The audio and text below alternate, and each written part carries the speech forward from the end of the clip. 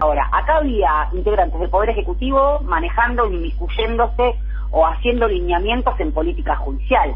Estaba Macri, estaba Rivas, estaba Garabano, estaba el actual procurador de la Ciudad de Buenos Aires, Maíquez, Pepín Rodríguez Humol, un operador muy conocido, Torello, es decir, una serie de personajes, o bien muy conocidos por su participación tan naturalizado, ¿no? El operador judicial, como integrantes del Poder Ejecutivo, que manejaban carteras ministeriales u organismos que estaban directamente involucrados en el espionaje. El Ministerio de Justicia, por ejemplo, con el programa de protección de testigos, lo hemos visto con Van der Bruele, con Fariña, testigos de clase A, que si decían lo que querían que se diga iban a estar protegidos, o por ejemplo Maíquez, que era director del servicio penitenciario, en donde se cablearon determinados sectores para escuchar a opositores o a exfuncionarios detenidos.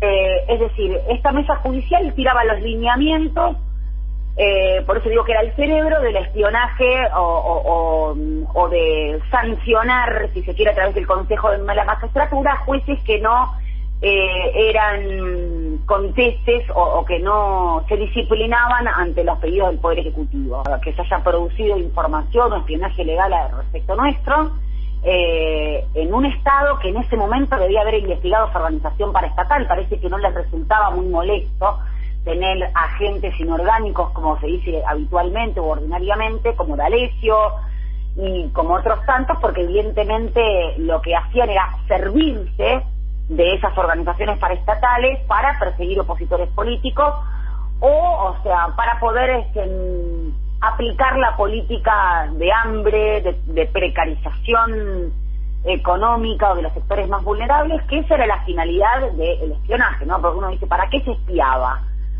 Se espiaba, es cierto, pero ¿para qué se espiaba en el G20? ¿Para qué se espiaba a periodistas? ¿Para qué? Y justamente porque creo que ningún tipo de sociedad tolera el abastecimiento de los derechos. Eso se puede hacer en tanto y en cuanto se pueda distorsionar la realidad al punto tal de hacer creer que es lo mejor que le puede pasar una reforma laboral o previsional, por ejemplo. Claro, sin duda. La verdad que bueno, no estoy sorprendida en ese aspecto. Claro, sin dudas que me pareció muy bien esto de hacer un encadenamiento que nos lleva a decir, bueno, ¿por qué demonios? ¿Qué sentido tenía espiar? ¿Qué sentido tenía manejar esto? Y bueno, claramente concretar el poder llevar adelante, justificar simbólicamente el plan de gobierno, y además, por supuesto, pensaban que con eso iban a poder ganar las elecciones. De eso tampoco tengo dudas, y ganando las elecciones llevar adelante, profundizar la neoliberalización de la economía. Entre estas cosas que pasaron en el campo de la justicia y que estaba vinculado también con la AFI, está esto que se llamó que se llama mesa judicial. Vos me explicabas que ustedes como agrupación de abogados se presentaron en una de las causas que involucra a mesa judicial, porque la otra, que no es estrictamente mesa judicial pero que lo involucra, es la que tiene Servini de Cubría, ¿no? Que ahora se le pidió el teléfono a Macri, pero no es la causa principal. Contanos un poco qué es la mesa judicial y en qué está esta causa ahora, porque creo que se quedó sin juez, ¿no? Exacto. Sí, pero una mesa judicial, a mi juicio, era el cerebro que conducía el espionaje legal. ¿Para qué, cuándo y a quién? ¿Por qué digo esto? Porque la componían, es tan terrible como decir que esta mesa judicial la integraban representantes del Poder Ejecutivo. Nosotros sabemos desde que uno va a primer grado o a los primeros grados de la primaria que hay separación de poderes y que el Poder Judicial se encarga de administrar justicia, el Legislativo de sancionar las leyes y el Poder Ejecutivo de administrar. Ahora, acá había integrantes del Poder Ejecutivo manejando, inmiscuyéndose o haciendo lineamientos en política judicial. Estaba Macri, estaba Rivas, estaba Garabano, estaba el actual procurador de la Ciudad de Buenos Aires, Maíquez, Pepín Rodríguez Humol, un operador muy conocido, Torello, es decir, una serie de personajes, o bien muy conocidos por su participación tan naturalizado, ¿no? El operador judicial, como integrantes del Poder Ejecutivo, que manejaban carteras ministeriales u organismos que estaban directamente involucrados en el espionaje. El Ministerio de Justicia, por ejemplo, con el programa de protección de testigos, lo hemos visto con Van der Bruele, con Fariña, testigos de clase A, que si decían lo que querían que se diga iban a estar protegidos, o por ejemplo Maíquez, que era director del servicio penitenciario, en donde se cablearon determinados sectores para escuchar a opositores o a exfuncionarios detenidos. Es decir, esta mesa judicial tiraba los lineamientos, por eso digo que era el cerebro del espionaje o de sancionar, si se quiere, a través del Consejo de la Magistratura, jueces que no eran contestes o que no se disciplinaban ante los pedidos del Poder Ejecutivo.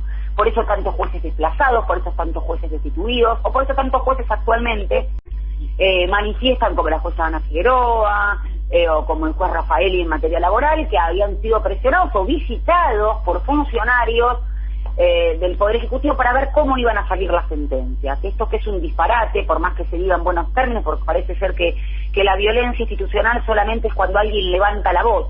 Y en rigor de verdad la violencia institucional o la violación del principio de separación de poderes, gravísima, se da cuando un funcionario, por ejemplo, del Ministerio de Trabajo, va a hablar al presidente de la Cámara Nacional del Trabajo para ver cómo van a salir los fallos de Telam, por ejemplo. Claro.